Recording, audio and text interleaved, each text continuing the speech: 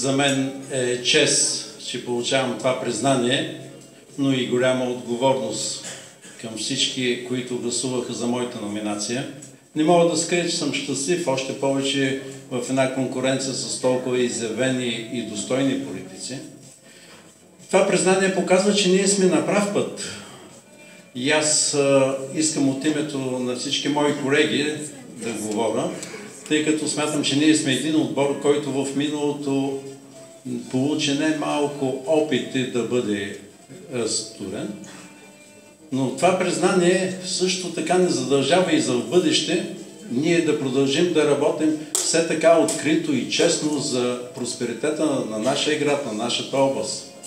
Защото това е и смисълът на самата политика, както и в бизнеса, да създадат необходимите условия за разкриването на нови работни места, за едно по-достойно заплащане, за да може всички ние наистина да отглеждаме нашите деца и внуци с много обич.